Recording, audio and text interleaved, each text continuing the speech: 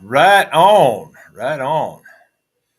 Okay, well, welcome to the Anyone Live Chat. Anyone can farm live chat. The anyone can farm live chat. I'm your host, Mark, coming to you from lovely Marion, Michigan. That's northern lower Michigan. If you care to look on the map, state of Michigan looks like a mitt, and it's right about here on the mitt. All right, that's where we are, northern lower Michigan. So, this is the Anyone Can Farm live chat, and we're going to talk about a subject tonight that Jill and I have um, just witnessed. We've witnessed this over the years, and we had a conversation the other day, and this came up, and all of a sudden it was like, yeah, that's what we're doing. Okay, tonight's show is brought to you by the Anyone Can Farm charcuterie class, and that is coming up this coming weekend. Right here, right there, December 10th and 11th. Okay, this class is pork preservation. That's really what charcuterie is. It's kind of taken on the airs of poshness and culinary excellence and things like that. But really, what it got its origins are preservation of pork. So let's say that you process a pork in the fall time, you're going to want to keep that pork usable until the next fall. And to do that, you're going to either have to freeze it or can it or cure it. And that is what charcuterie is all about, is curing pork, right? All right, we got Keith S. with us, a little Mark and Tribe, a beautiful day. Eh? The Cleric's with us. See, the Cleric's knocked off a beef this weekend, so do we. I got some input from Tommy on my phone. He said he used a 410 slug, and I've heard that. I've heard that's a very effective cartridge on a beef because it's slow and it's real heavy, real heavy. And Miss Belva Rockwell is with us. Right on, right on. Okay, I'm kind of looking forward to today's show because this is something that the further we go down this road of self sufficiency and adult education, right?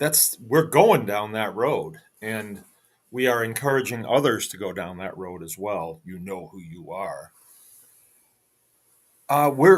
We're seeing things, so maybe our headlights are out in front of all of you, so we see things before you do. Maybe that's it.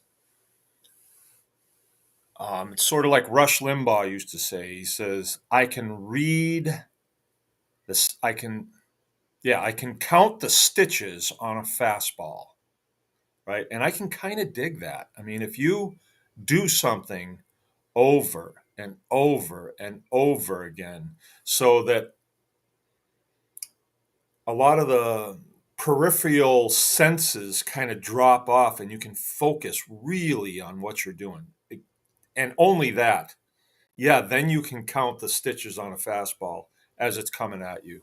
A guy told me one time, long time ago, before I was even in the military, he said, if you shoot enough, you can actually see the bullet go down range. Not all the way, but you can see it. You can see the trail behind it, the vapor trail behind it, or the heat trail behind it. Sure enough, one day I noticed it. What was that? I says to myself. So I watched a little closer and whoa, I could see that. So the the impact of the firearm didn't affect me anymore. The kick, the noise didn't affect me anymore because I'd done it so many times. Uh, People barking at me didn't affect me anymore, and I could just focus on the target, and what I was trying to accomplish was to send a little chunk of metal downrange to hit something, a long ways, right? That's that was the name of the game. Okay, so I think some of that is going on in our lives now, Jill and I's, because we're meeting a lot of different people. We've got a very diverse crowd of people that is coming into homesteading now, far more diverse than it was before. And I think it's at one point I'd say, wow, these are high end people, but I don't really know about that anymore. I don't like to categorize folks. It's just a different group of people, and what the a better way to put it would be people who um, pursued a certain strata of instruction, to be able to do a certain thing, and they did, and they have attained it. But then they say, no, wait a minute, there's got to be more. So then you normally you go to the next level. You go get your master's degree then. And then that's unfulfilling. Well, maybe if I'm a PhD, then I'll be. But these folks are breaking from the program. They're saying, wait a minute. I mean, they may be in like in finance, and then they veer off and they go into homesteading. We're seeing that. And not just people who are retiring either, people who are actively in one career field, but then are pursuing homesteading at the same time. And for a while, when I was witnessing that, I would say, well, maybe I did that too. I was active duty military, but I had a little homestead on the side, and it for me it was a sanity check. It really was a sanity check. I could keep my head together because I could get away from the craziness of active duty military life. If that makes any sense, if you've been there, you kind of know. Certain places are certain ways, and I don't know. It was a sanity check for me. It was always deep down in my heart. It was always far more important to me what went on my farm, what went on there, than what went on at the Air Force. And I was getting paid at the Air Force, right? I was I was dedicated to doing what I was supposed to do, but I wasn't fulfilled by it by any means. I wasn't really into it. I wouldn't want to go back and see what was going on again, um, especially towards the end of my 20 years. It was more like, well, we just got to get this done. We just got to finish this up. The beginning of my 20 years, I've actually gone back to bases just to look around and trying to, I don't know, get a hold of what was going on then and who I was at that point, right? People change. But anywho, this class is about this presentation is going to be about 3 words, right? And I want to talk about what these words mean and in what order these words should be placed. And I covet your input on this. But this is something that Jill and I have witnessed over the years that we've been doing this, and the people who have come in, and we have watched people come in that from the get-go they said, that is where I'm going, and they made it there. And we're watching them now like, where are you going from here? Have a good idea. Have a good idea. Not going to put any ideas in anybody's head, but we have a pretty good idea, right? And uh, I must be on board with it because that's where I am, and that's what I feel is needed. This is what is needed. We you can't look at your phone. You try to look at your phone to get some information or a phone number or something, and there's stories and there's testimony, and somebody will send you. Oh, Mark, did you know? The governor of Michigan is going to take your guns away, you know? And like, yeah, right, I better read this. And before you know it, you're sucked into some stupid story. Um, you know, and so it's all around. There's all kinds of stuff around, and we have continuing to maintain that the only thing that makes any sense is just become self sufficient. This is what you can do. All right, you voted. All right, you got that done. Good. All right, now this is what you can do. Really, um, my opinion on this. There is a big struggle going on. You can call it a struggle, you can call it an arm wrestling match, you can call it a war, you can call it whatever you want, and it involves everything. It involves guns and bullets, it involves bombs and airplanes, it involves uh, propaganda, lots of propaganda. That's probably the big one, and a lot of fear, a lot of deception, and it makes sense to kind of get the public moving one way and then they move back the other way. But all of a sudden, there's these two factions that want control of resources, human resources, taxation. They want control of it, right? And yeah, I get it. It's nothing new. And we're kind of stuck in the middle of it. Of course, we have our favorite team, and then we have the team that we hate. Good guy, bad guy, right? We've been brought up on good guy, bad guy. And, in the past, I've really thought the good guys are going to win. Well, we're the good guys. We're the good guys. And yeah, I think we are going to win, but not playing that dumb game. We're not going to win. We win if we play this game and we, prepare for the future. We provide for our children. We provide for our families and we take care of each other. So these three words right now, and I'm just going to read them in the order that it's written down on my cheat sheet here. Me and Joel are a team. We're a team. Community, confidence, and competence. The three C's: community, confidence, and competence. All right, which comes first, the chicken or the egg? I kind of have a good idea here because we did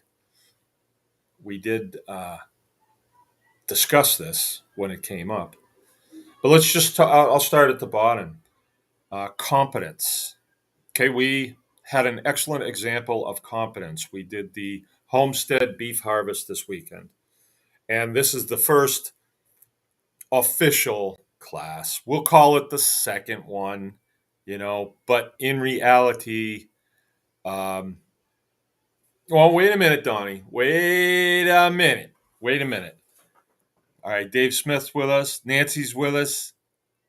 Wait a minute, though. Wait a minute. Okay, so we did the beef harvest class this weekend, and we had almost a full class. And I'll tell you the truth, we had done this before, but only a 1 day deal, and it was with just friends. And they were coming almost as guinea pigs. Hey, you want to come and help us with this beef? Yeah, we'll come. And so they came. Bang, we shot a cow or a steer, and then we had one hanging in the barn. And so we took apart a front shoulder and uh, broke up a quarter section or a center section. And that was about it. We only had time to do that. Of course, we were hanging out and we were talking and having fun and stuff. Lunch went way too long and it was serious cold out. And we really didn't have much for facilities. So, but that was last year. This one was this year. And the data that we gleaned from last year, we thought, okay, yeah, we could put this in a format. It could be a class. And the criteria for the class really is, will the students at the end be able to look back and say, yes, we accomplished something? Or is it just going to be a bunch of loose steps? You know, we really want it so they feel as though they have gotten some information that they could go home and duplicate. That's, in my opinion, that is the measure of success. if you have someone the very next weekend that does that. Now, I started this off by talking to you about Tommy DeCleric said to me, "Hey, we used a 410 slug on the steer that we did this weekend, and it worked great." Tommy DeCleric and Beth and their kids were in that class last year. So, dink, chalk one up. That's a measure of success. And, you know, the DeCleric homestead, I saw the pictures that they posted, right? They were very proud of what they had done. And you should be. You should be proud of that. Not every, you know, young man, young woman can come together in a marriage, produce children, put together a homestead, and then take on difficult, and the tasks are difficult because you haven't done it. You didn't grow up in a family like that. My kids grew up in a family where we did this. My youngest kids don't know a time when their dad wasn't full-time farming. They have never seen me in uniform except pictures. And there's I think one of the only pictures that's around here is I have a t-shirt on and camouflage pants and an M16. That's it. It was just some weird picture somebody took of me. I think that's the only one that's here. There's a bunch, but I don't know where they are. But so my kids have grown up in this, but those DeCleric people didn't. They just said, we want to do this. They were conspiring, I think. So one probably said it first. The other one said, yeah, let's do this. And then they show up to class half an hour early, irritate the instructor, but they did it. So they're very proud of what they did. And I am proud. I saw those pictures, and it just so happens that, and I'm getting to this competence thing. Don't worry, I'm getting to it. It just so happens that um, in beef processing, I don't feel that I'm fully competent to teach a class.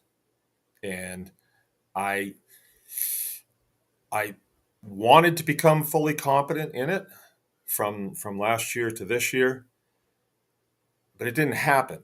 I was very busy, and I don't know as we'll be able to do the beef class because I'm not ready for it, Jill. I said.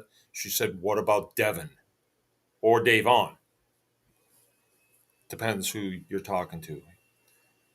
And I thought, cha-chink. Now, if you don't know, Devin is a guy that came into my life probably 5 years ago, and he came here to buy pigs.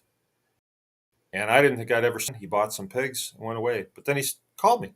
Hey, needed some info. Then I asked him if he wanted to get some bread. So if he wanted to share in the bread haul. Yeah, so he starts coming. Every time he'd come, we'd start yakking a little bit. And I really like the cut of this guy's jib. He's unique, very unique. I've never met anybody like him, but he kind of reminds me of me in a way. He really does, because he is actually the real deal, right? He just, for instance, Saturday night, walked over with him to the apartment he was staying, and he was wearing a fur cap that he made out of animals that he trapped, and he skinned them, and he's wearing it. He's not trying to put on airs. That was his cap. He had made that, and he had it on his head because he was cold, right? The real deal. He is the real deal. Um, the stories go on and on and on,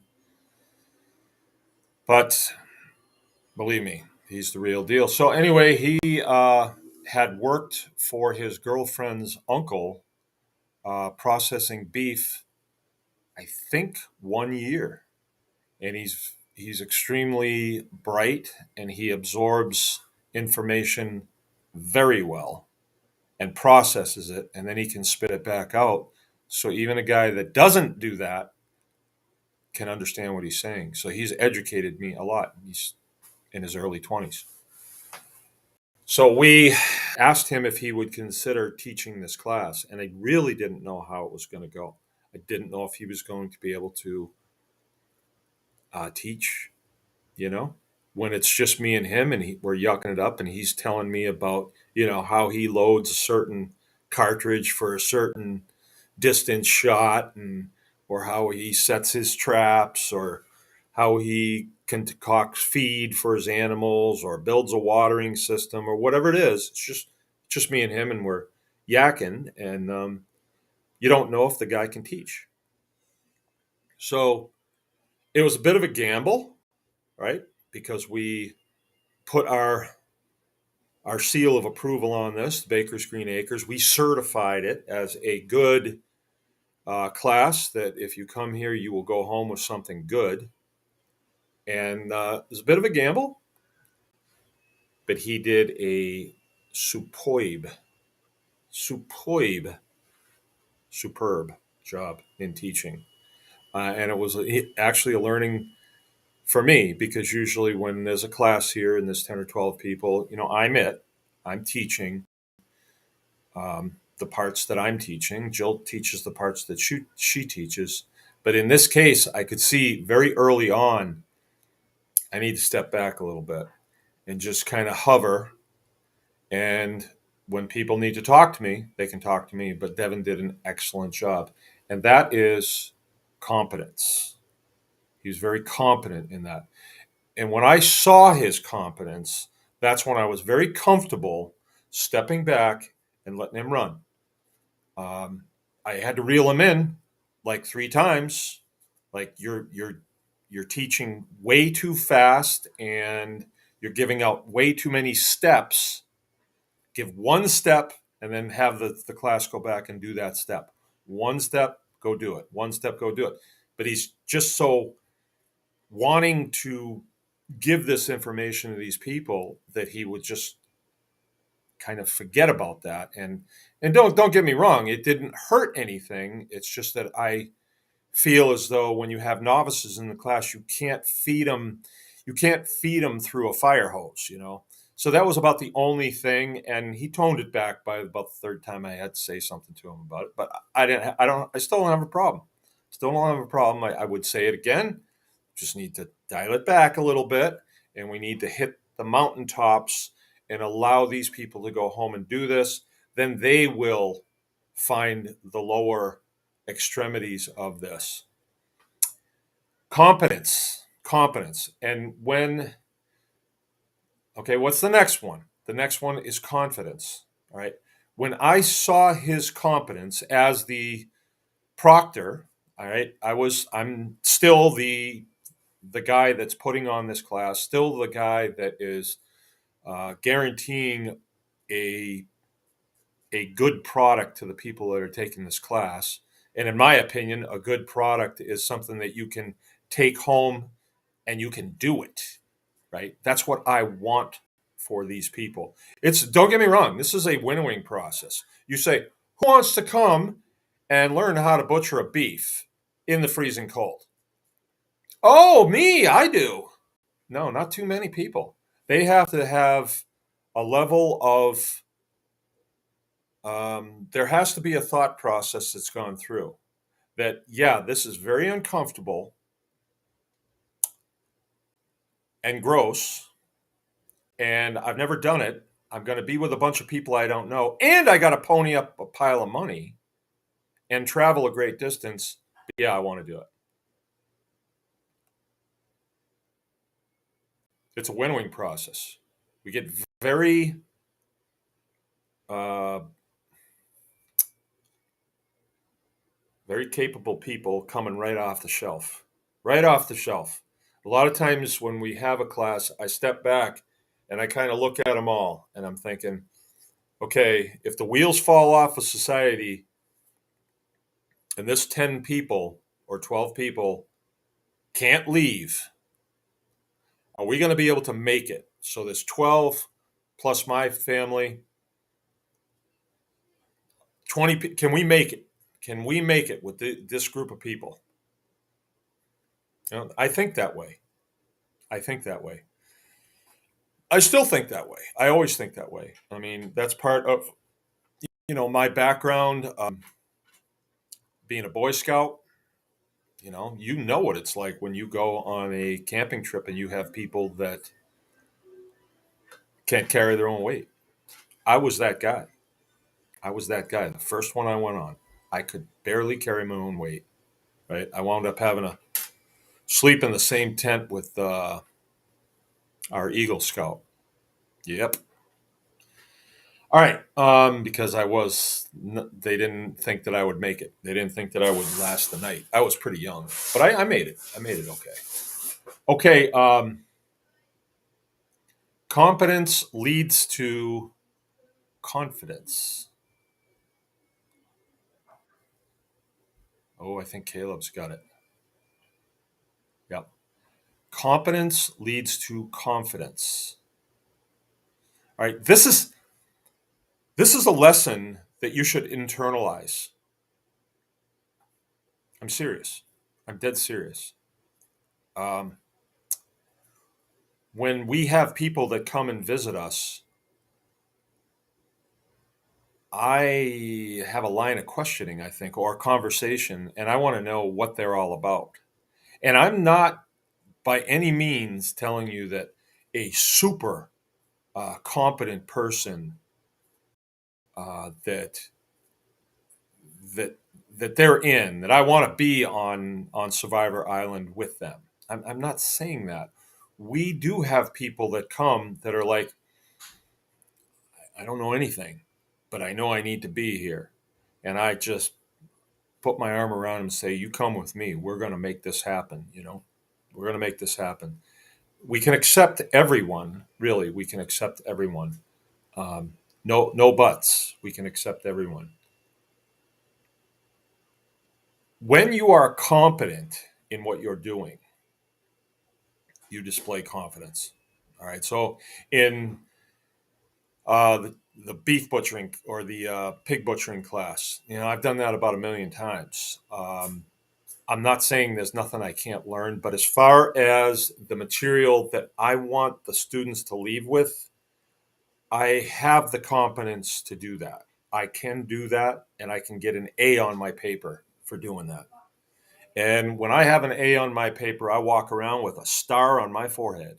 And that is that confidence, right? So when they come here, I am quite confident, and I think it's conveyed that you're going to be able to go home and do this. And where's that confidence come from? The people who have gone home and done this. They feed into me. They really do.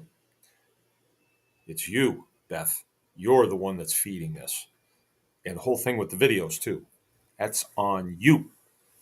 The airways right now is being inundated with videos that I do every day because I do things that I find interesting myself, and all of a sudden I've been doing it this way forever, and all of a sudden now I realize why I'm doing it. Hey, I just need to share this with the tribe.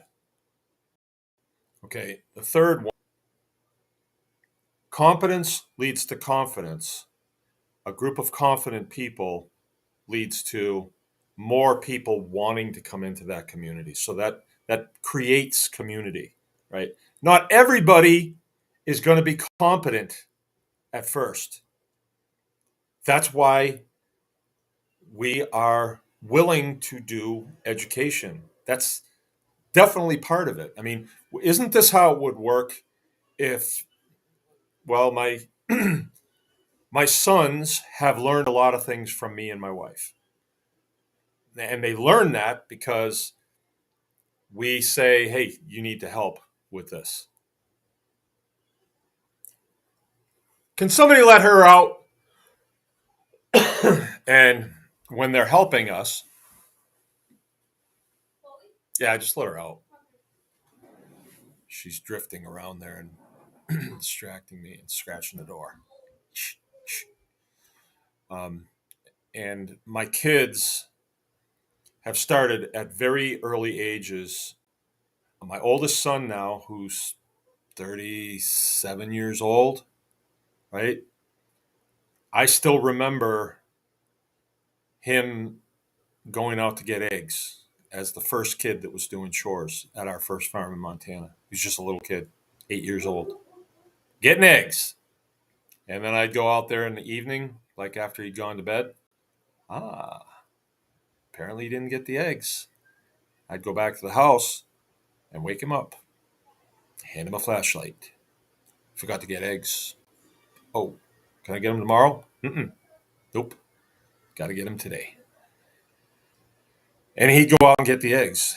And it was like that constant training, right? Like that's only part of it. Hey, if I ask you to do something, it's not like I'm ordering you to do it, but it has the same weight if I order you to do it because you will do it, right?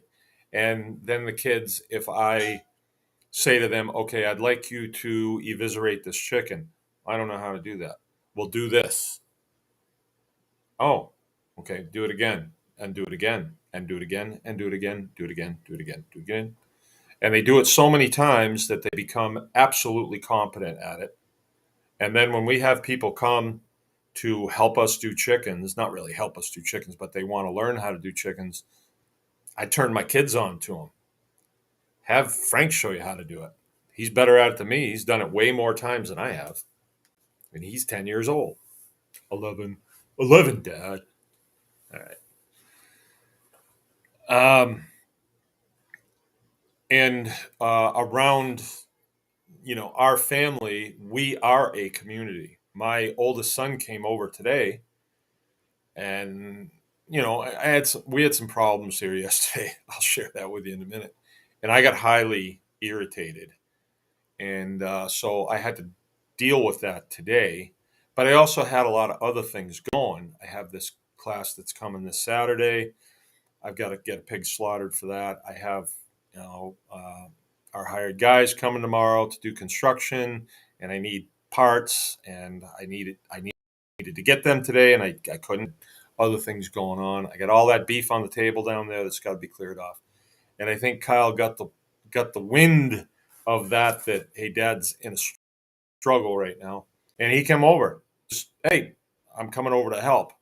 Cool. I was very thankful of him coming over, and he's an extremely competent guy. Whatever he's asked to do, I have confidence that he can do it. And it's the same thing with my second oldest son, my third oldest son, my fourth oldest son, my fifth, and my sixth. They're all competent at the level that they're at. I'm not going to ask Frank to, hey, jump in that truck, take it downtown, and you know, get the transmission changed out of it. I'm not going to do that because he didn't drive yet, at least not legally. But so it's commensurate with their place in development, their developmental growth sector. I'll put it that way. So we have, as a family, we have a community, and we look out for each other. And amongst us all, we're doing pretty good. If we were to measure um, wealth, let's say in calories per Craig Schaff, which I think is a very good idea, because we're switching from the old system, the Babylonian system, that is all these dollars with the all-seeing eye on them. You're measured in, ooh, he's rich. What? What do you mean he's rich? He's got a wife that hates him. His health is poor. He doesn't know how to do squat. He hates life. He's rich. Well, he's got a lot of money in the bank. Oh, okay. I guess he is rich. That's not a unit of measure that is going to be valid anymore. I don't know if you've figured that out, but it's not going to be valid. Um, a unit of measure is going to be all in energy, calories. What potential do you have at your disposal? what do you have? What do you have the potential to create? And maybe not even create it, but to what's the word I'm looking? Parlay. What can you parlay? Right? I've told you guys, uh, I'm definitely a prepper, and some people don't like that. That I get that because you don't want it to be a prepper channel. We're not talking about AR-15s and all that stuff. But I've for me, you guys can do what you want, but for me, I am always preparing for the next thing that's coming, whether it's the next season or whatever it is that's coming. I keep my eyes open. I'm not gonna make believe I don't see what's going on in our country. I do. I do. And yeah, I see a potential for food shortages and a breakdown of the Babylonian money system. I see it. Yeah, it's there potentially. Could. Am I going to say, well, it'll probably never happen? Or am I going to say, oh, it's definitely going to happen? No, I'm kind of like, well, hope it doesn't. But if it does, I think Haven said, hope for the best, prepare for the worst. Right. So I already have a plan in place. And it's not, okay, we're going to put walls up around Baker's Green Acres and we'll sit in here and eat T-bones and then shoot people on the road that try to get food from us. No, that's dumb. And I don't want to be there anyway. I don't want to do any of that. That's like that whole Mad Max scenario. I don't want anything to do with that. There's a better way. And if I was the governor of the state, I would do it this way, right? And this way is, well, we've got some property here. We've worked on the fertility, so the fertility's good. If somebody shows up here, I'm a long way from anywhere. If somebody walks all this way and they need food, it's like, do you have your work gloves with you? No? Well, here, borrow a pair of mine. Come with me. No, I don't want to work. Well, you don't work, you don't eat. That's all there's to it. I'm not going to pay you. I can't pay you, but I will give you some food if you want. Well, give me the food first. No, that's not how it works. I get 8 hours off you, and then you get enough to take home to your family. And then if you're worth a damn, I'm going to ask you to come back and work again tomorrow, right? And who do you got at home? You got anybody at home that can work? And then we gin things up here. My fields where I'm uh, cutting hay off of, I could grow vegetables on those fields. They're fertile enough, but I don't have the people to work in those fields. But if the wheels fall off and people aren't going to work at the factory, well, maybe they wouldn't mind spending the day on the end of a hoe or the end of a pitchfork or whatever it is, or the end of a knife, skinning cattle, skinning, uh, scalding and scraping pigs, whatever it is that if we had extra hands, that's where we would plug them in, right? And that way you're not creating a situation where everybody in the community hates you because you're eating and they're not. Now that's a dangerous situation to be in because what if I need to go to town? But if I've got people in town that love me because I supply them with food, hey, and it doesn't always have to be 8 hours worth of work. It could be a couple hours. It could be somebody that's really good at something, like somebody who's got competence. And when I talk to them, they have confidence in what they're doing, right? Hey, you want to be part of our community? Community. You want to be part of our community, right? So it'll congeal. It'll congeal. But what do we have in the States now? We got a bunch of people going all their own direction. You have a huge parasite class that doesn't want to work at all. They just want to be uh, spoon fed, basically. Like, that's not good. That is not good. If that wasn't happening, a lot of them would find a way.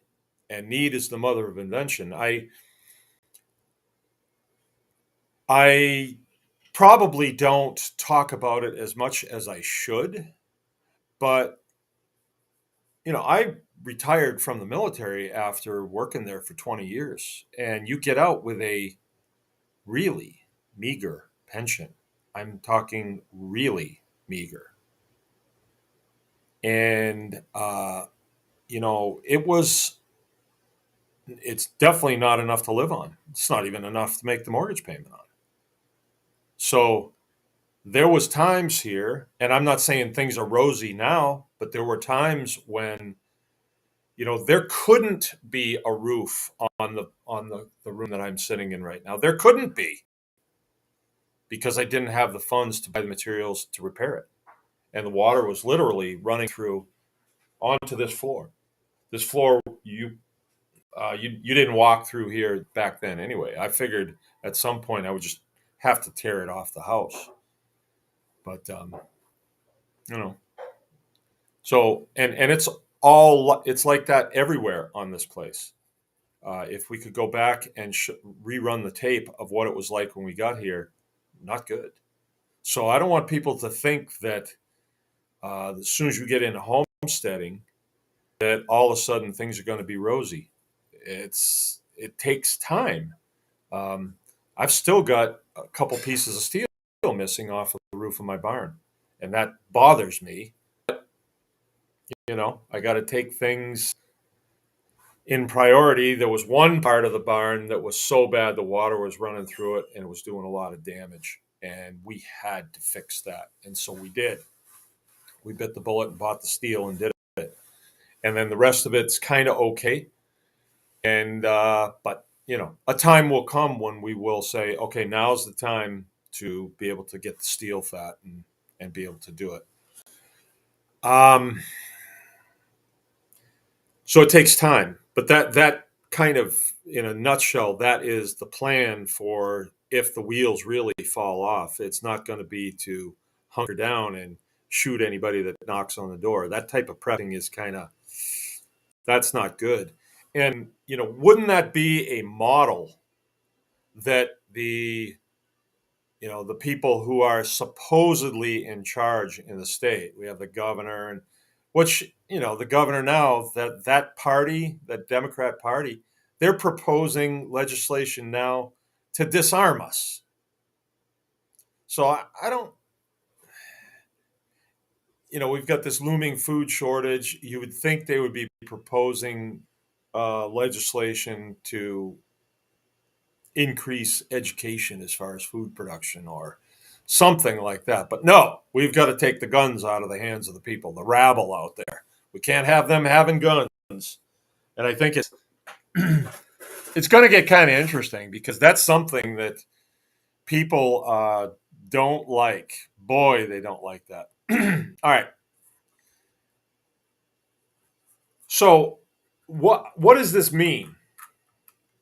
What does this mean? If we're going to wrap our heads around this and we're going to take this into account personally, like your personal thing that you need to do, what am I saying to you? It's not too often that I say you need to do this. It's not too often. I usually say, well, this is what I'm going to do. You guys can do what you want. At least I think that's how I put it, or that's what I mean. That's how I mean to put it. I don't want to be too dogmatic and say you all need to do this. I don't like when people say that to me. It's like, I don't know. I like to hear what you're doing, but I'll make my decision what I'm going to do. So I better stay with that. But I think you get my drift. Um,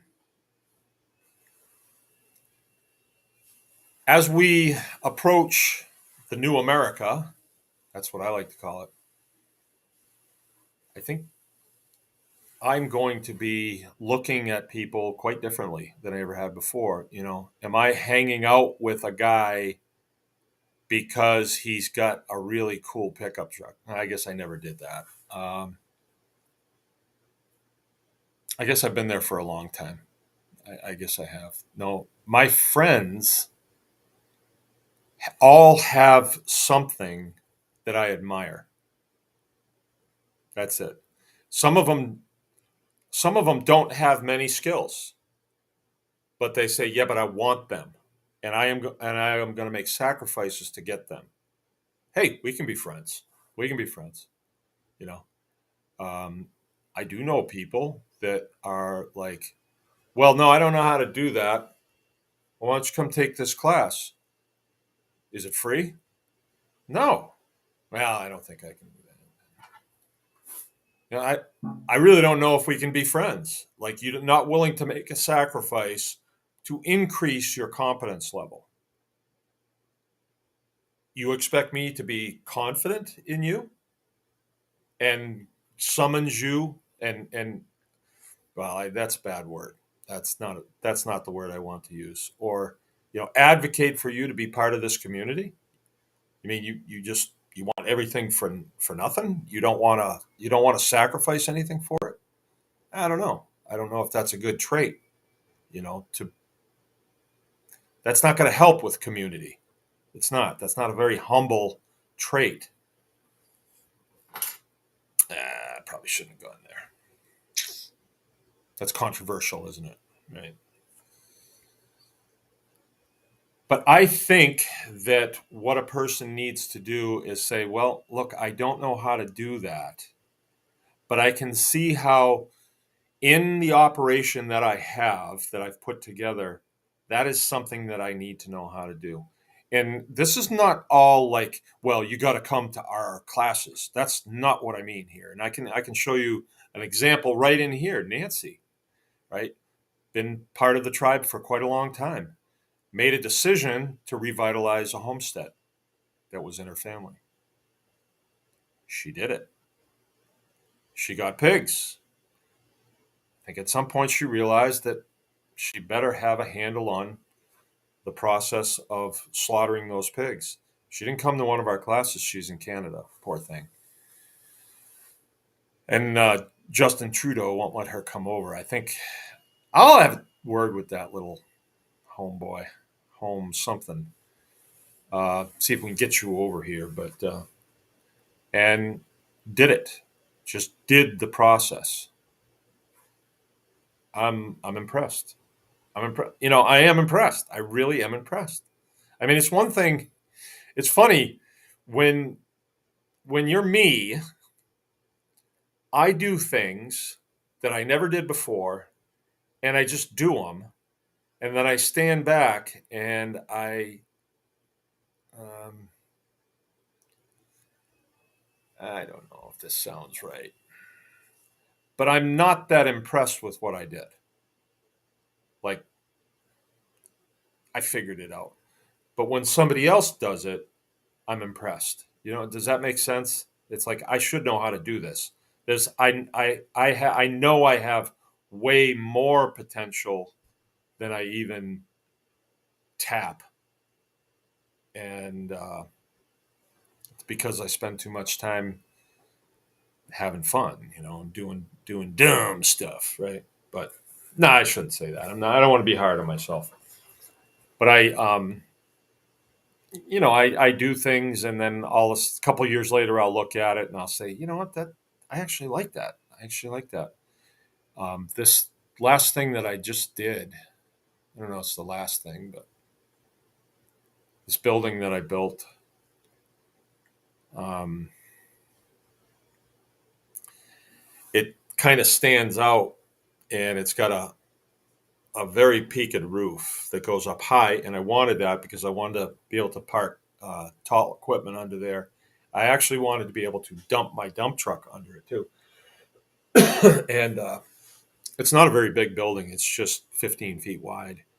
It's for parking the tractors, and they need a place, right? And the place needs to be not dry or anything. It just needs to be under a roof, so when the rain comes down, they're not getting poured on or they're not being covered with snow. Not that it doesn't matter all that much, but you just want to keep them under roof. It really makes a difference. And when I built the trusses. I had never actually done that before, but I just built some trusses and then I put them up, and they really look good. And Matt helped me get the steel on it, and it was like, hey, I like this, right? But I like, as I'm saying, if somebody else had built it, I'd be like, wow, that's impressive. But I'm not all that impressed with the stuff that I built for some reason. It's different. All right, let's read some of these. Might be some questions in here. All right. All right. So the cleric is saying it was a perfect drop, huge relief. Isn't it? It really is. I mean, here's how it works when you're doing class too. There's there's steps, and it was a time when the welcoming step, the very first step, welcoming people in, and somehow saying this is what we're going to do, and people feel confident that we're going to be able to pull off what we say we're going to be able to do in the time we say we're going to do it, and nothing will happen, nothing bad will happen. Now, mind you, we're using guns and knives, and we have 12 people who we don't really know. We don't know. A lot of them we've laying eyes on them for the first time. You have a recipe for potential problems.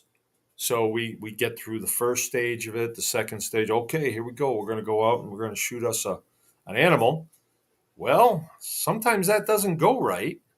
Uh, but even the times when we've had mistakes happen, and there it's definitely my fault. The shooting part of it is definitely my fault, and there's all kinds of excuses why. But it's my responsibility if it's a bad shot. But even that, we were able to say, well, there's a good example of a bad shot, and press on. We don't get hung up on, well, let's go home. That sucked. Let's just go home. Let's just not have this. No, we work through it. That's the idea. There's always going to be mistakes. Then people injuring themselves during the class. Don't even like to talk about that. But I did go to a class one time where there was a pretty high end chef. I don't remember his name, but he was pretty proud of himself, and he cut himself pretty badly. And so he had to leave and go get stitched. And he was saying, I just cut this knife. It's really sharp. And then, I'm going to have to. So he had to leave, go get stitched up. That's not happened. I did cut myself one time here at a class. Yep. And it went through my glove and I felt it, but I did not acknowledge it until I had a minute. Luckily, my hands were covered with blood anyway, not mine. But then mine was started to soak through in the blood, in my glove started to soak through. And so I just nonchalantly went into a different part of the butcher shop and got some tape going, taped it up, and it was okay. No one even knew I did it. Maybe somebody did. I don't know. There's probably somebody in here that was in that class. All right. Yeah, and that part of it, the shooting, like the beef that we did Saturday, as soon as that shot, and this was a bull that I was shooting. He was what's known as a short sacked bull, and he had a set of antlers on him, horns on him, real good set, and he had an attitude too, and he was big. He was probably 1,800, 1,900, 2,000 pounds. He was a big boy, and if you get a bad shot on him, he might decide to go through the barn wall, and that would be really inconvenient for the class to see that. Luckily, I mean, he stood there looking at me like he was getting ready to charge, so I couldn't wait, and I got him good. I got him good. One shot, and he just kaboom, he was down. And once that's over, it's like whew, from here on, it's clear sailing, you know. And don't think that just use a big gun and it'll happen. That's not the case. All right, Dave and Sonia's with us. Nancy's with us. Evening, she says, and then she's saying there's a lot of infighting going on. Where? Infighting. Where, Nancy? Tell me. I haven't noticed it. Is it between Doug and Appalachia Homesteader? That's so funny. That was so funny. Doug of Doug and Stacy, Off Grid with Doug and Stacy. I actually like Doug. I do. Of everybody that's out there, I like listening to him. I really do. I've never listened to Stacy. I don't know if I could pick her out, honestly. But he comes up, and the first time I came across him, it was really funny. Somebody was telling me, "Oh, you got to watch this guy. He's really good. He's a really good homesteader." The one that I dialed into, um, he walked into a pond with his clothes on, and he dresses like an Amish guy. So that was my first, like, what is this? I didn't find any, and then I just never tuned in again. But then he started coming up on my feed, and I wasn't actually watching him, so I didn't even know who it was. I just, hey, I like the way this guy sounds. I like his reasoning, and he sounds like a pretty solid guy. And I look, and it's, hey, that's Doug of Doug and Stacy. I thought I didn't like him, but I actually do. So he gave this heads up the other day about Tractor Supply doing some weird thing about a drag show, and it's supposed to be family friendly, but it was Tractor Supply that sponsored it, and they're part of that whole group that wants to get points for being weird. And he just says, "Hey, you guys can do what you want, but I'm not spending money there anymore," right? And then this other one, Appalachia Homestead, who I don't, I never listened to her. I'll just put it that way. I never listened to her. And she took up for Tractor Supply. And then old Doug, he called her out. It was a riot. And then she got behind the wheel of her car and she said, "You call me a liar? You call me a liar?" It was great. And they both got like 100,000 views on their videos. I don't know what it has to do with homesteading, but anyway. I don't like that drag queen stuff. I think it's weird. It is. I mean, why would you bring your children to see something like that? Why would Tractor Supply want to do that with a group of people like us that patronizes their store? Why would they do that? I don't know. This whole thing that's going on, it seems to be an exercise in demoralization, right? But I'm not buying it. I'm not buying it. I've told you where I come down on that. I'm not into it. I'm not. I think it's wrong, and that's probably why I don't have a massive following. Is because I call a spade a spade. It's wrong. Maybe that's why. Maybe I'm just not that interesting. Okay, little Dave from Arizona is here. I wonder what the interfighting is about. Okay, Caleb is saying. Oh, wait a minute. I don't want to make. Okay, Donnie says community comes first. I wish we were on a Zoom call because I'd like to know why you say that. Because we could have community is just a group together, right? And they could not necessarily have confidence, not necessarily have competence. So we could have a community, but would they be effective? All right. Okay. Then Donnie says competence. Sometimes I can't read it. Yeah, this, if you guys can see what I'm seeing, it says I have a new message down there and it's blocking this chat message. And when I try to go below it, it goes too far. Okay, Donnie's, yep. Competence, competence, competence breeds confidence. Okay, wait a minute.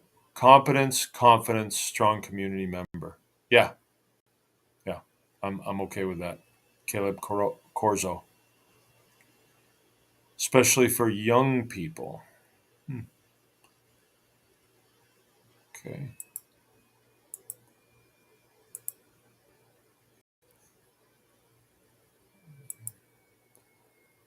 Maybe competent community is. Oh, wow. Okay, if you have no community and you're trying to build one, then I agree. Okay. And if an individual passes the test to prove competence, they build confidence. The other members of the community, wow, I wish that would go away. No,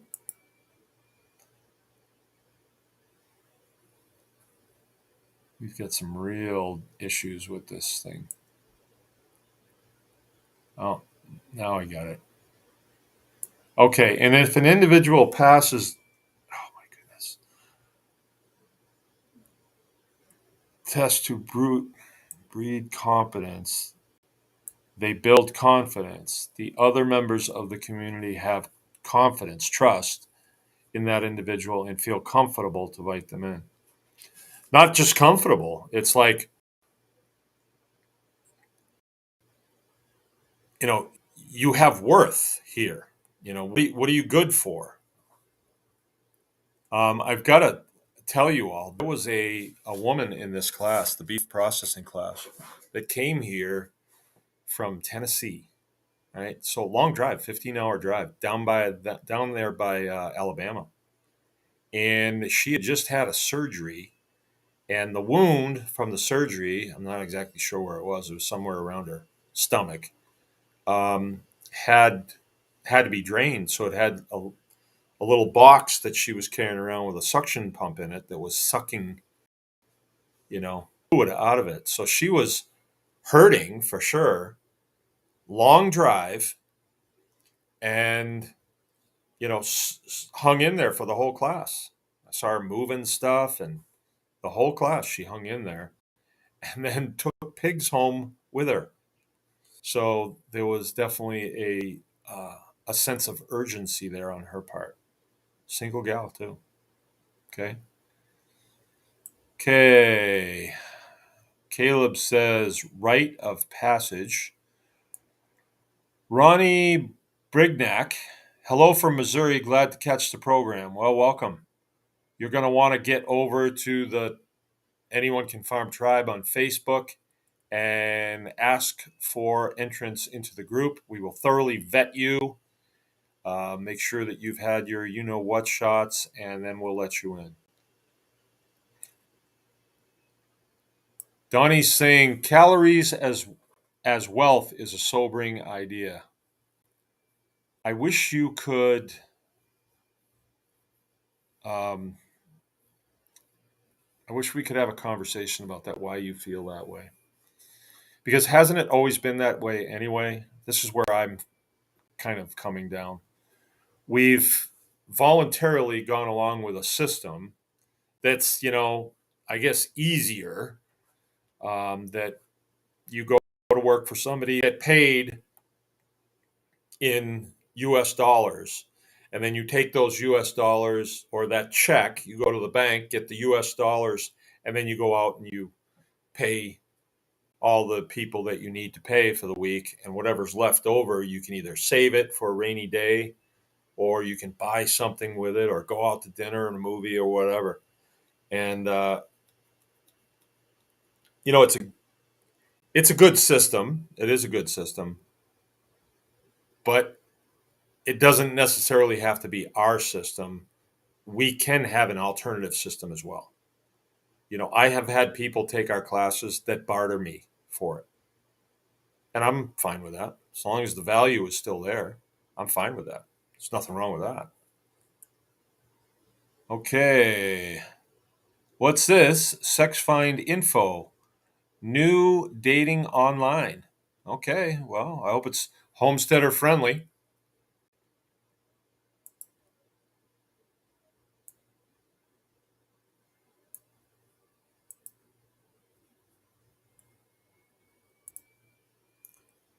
Ballistic is saying, oh, wait a minute. I enjoy your company. Well, me too. Then the one under that, okay, it's Donnie. Okay, I accidentally covered it. Without community, what does the rest matter? You're a man on an island.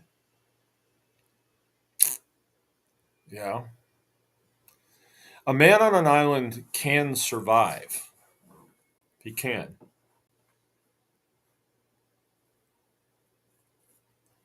And I don't think that there are times in homesteading, and a lot of you may be at the point right now in your homesteading career where you don't have community. Your only community may be like here. You don't have it yet. Yet. See, the system, the Babylonian system that is dissolving right now, that's falling down, it makes it so that you can survive with having no skills. It's sort of like the bureaucrat class, that parasite class, that the departments are made up of the parasite class. They're actually good for nothing. Really, they're good for nothing. What can they do? Like if the wheels really fell off and everybody from the Department of Ag was laid off from their jobs and they came here and they said, well, okay, I guess you were right. Can we get a job? Well, I'd say, what can you do? Well, I'm pretty good at spreadsheets. I can go into people's stores and I can walk around and look at things. I can pull out my laptop and type things in that don't make any, nobody knows what they are and appear intimidating. Yeah, but what can you do? What can you make? What are you good for? What do you know how to do that would be useful in this scenario? A scenario that is calculated in calories. What are you good for? Yeah, see, that's where we're at, and that's why competence, confidence, community. Just because, well, I was the number 3 guy at the Department of Agriculture. I don't give a damn. What difference does that make? You're probably more useless than the guy that just started working there, probably. All right, Keith says confidence come from by doing the thing. Doing the thing gives you strength. Yeah, I mean it rolls right back. I know what you're getting at, Keith. It rolls right back to if you do the thing, you will have the power. If you do not do the thing, you will not have the power. That's Ralph Waldo Emerson. He's from my neck of the woods in New England. And I heard that when I was a kid. If you do the thing, you will have the power. So that's why the weenies at the Department of Agriculture, they have no power because they don't even know what they're supposed to be regulating. They really don't. They don't know what they're doing. Why do they not know what they're doing? Because they don't do that. All right. Yeah, Donnie's right there. A man on an island can survive, but he cannot thrive. Hmm.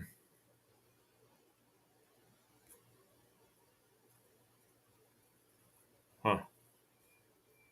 I don't know. I'd have to think about that a little bit. I don't plan to do any of my antics going forward without community.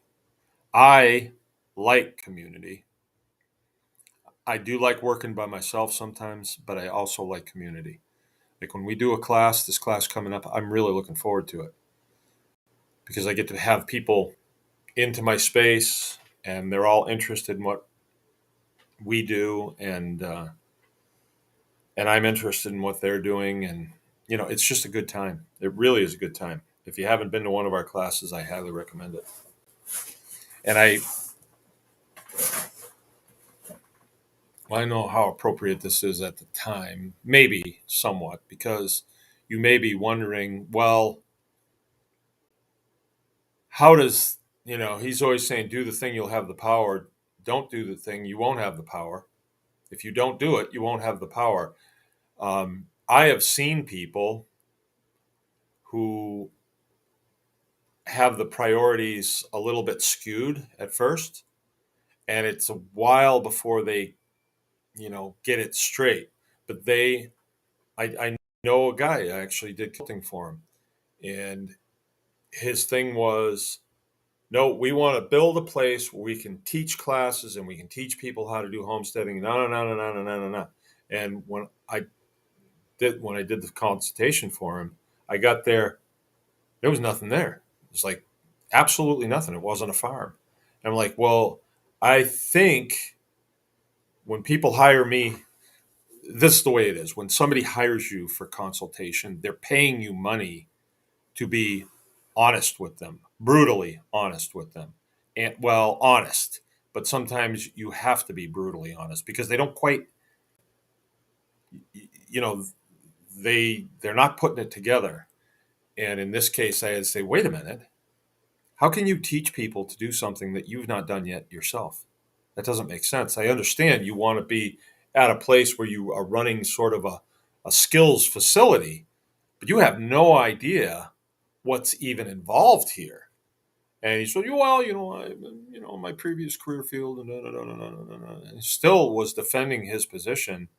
And as we went along, it was like, uh, no, you got to get this done first, and this done first, and this done first. And he still didn't really believe me until he had some major problems, major problems, which would have been a whole lot easier to just get the basics down, put your nose to the grindstone, get up, do the thing every day, and something as simple as keeping chickens is not exactly simple.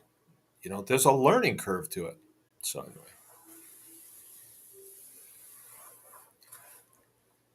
Ronnie is asking what class is coming up. Right here, Ronnie. Right here. The charcuterie class is this weekend coming, the 10th and 11th of December, right here at Baker's Green Acres. You got to be here at 9 o'clock in the morning.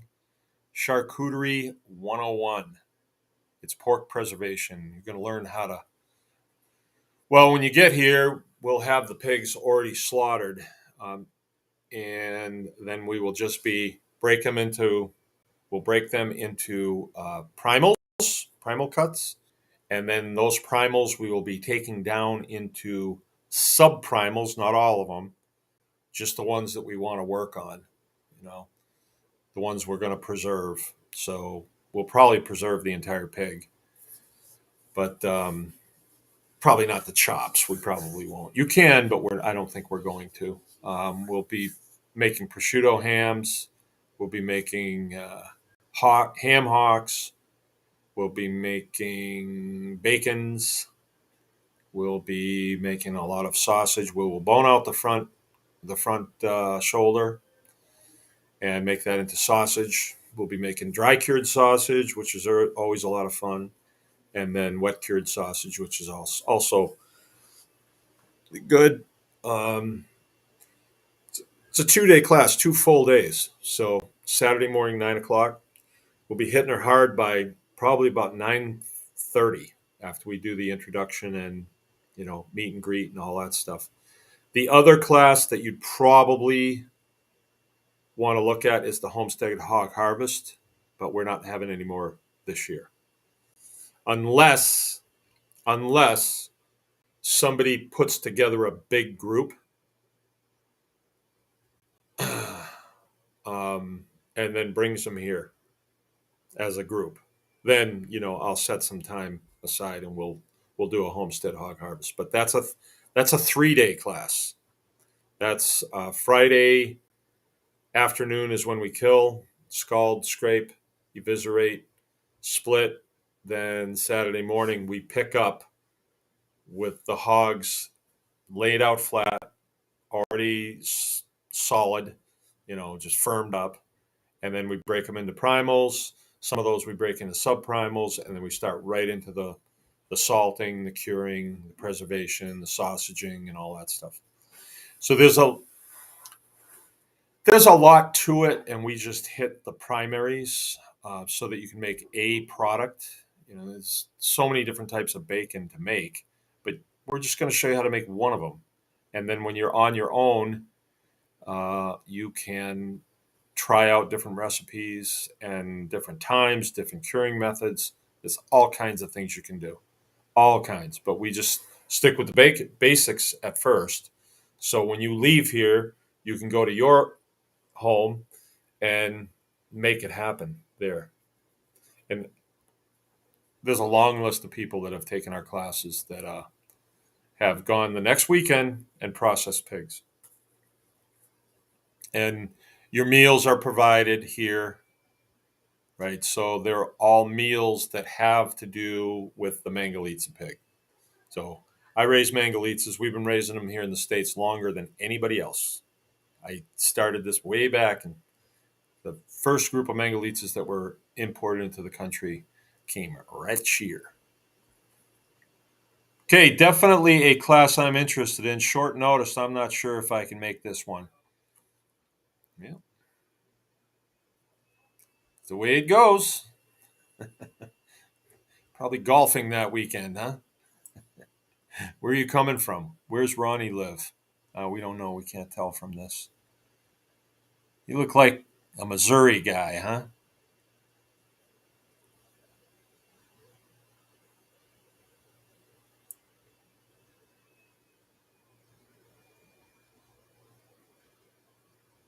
I think you did say that you're from Missouri. Hello from Missouri.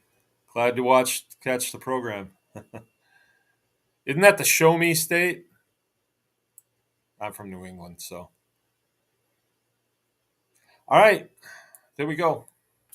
That was my message for tonight. I hope that you guys can, hear what I'm saying and spit it back to me in, like chew on it for a while and internalize it. Start looking at yourself in the mirror and say, what am I competent at? Why should anybody have any confidence in me? And why would anybody want me in their community? You know, like Woody Allen said, why would I want to join a club that would allow me as a member? Anyway, well, I appreciate everybody coming by. We will not be having a consultation class tomorrow night. Oh, for those of you who are new here, there is an aspect to the Anyone Can Farm experience. It's at anyonecanfarm.com. If you're here right now, you have entered into a tribal group, right, of homesteaders. And if you would like to get into kind of the inner circle of it, then you can you can join the Tribe Plus. It's a membership deal, 49 cents a day, although right now you can sign up for 99 cents. And it entitles you to all of the classes and gee whiz information that's on the site. So you can look at that and see if that's something that you think is worth 49 cents a day. I don't think that's really hard. I mean, some of the classes that are in there are $300 classes. And so it's a good deal. And we need to finance things, so it helps us do that, right? Otherwise, I don't get paid for doing this. I get paid for doing the classes, and that's good. But we don't have them all the time. We're a real farm, too. Classes, we're not just a farm that does educational. When you come here, you'll see we're a production outfit. We do production Mangalitsa, we do production pastured poultry, and production's kind of a word that sounds like, ooh, for real. But what's your definition of production, Mark? And we milk cows, and we have a butcher shop, and we do other things too. We do lots of things. I have just begun in my homesteading career, even though I've been doing it for like 18 years here and probably 7 at the first farm, 6 or 7. So coming up on 25 probably. So we've figured some stuff out along the way. My wife is a great help to me. She keeps me centered, and then my kids, they grow up and then they come back and then they show me how to do stuff. Right? Very cool. Very cool. You can join us on Facebook at the Anyone Can Farm Tribe, or you can go to just Mark Baker Facebook. I post stuff there, and we also have Baker's Green Acres Facebook. I post stuff there too. We post stuff every place, and when you go to those things, if you want to help us, comment. Even if it's just, hey, how you doing? Just comment and get the flow going. Because I think that there's a uniqueness to our operation. There's me, Jill, my kids. My second oldest son is working with us very closely. Lorna, our business lady, is helping us. We just hired a hired man. He's a construction guy helping. And we're unique in that we actually do the thing. We actually do the thing. Okay, gotta go. Remember, anyone can farm. Sayonara.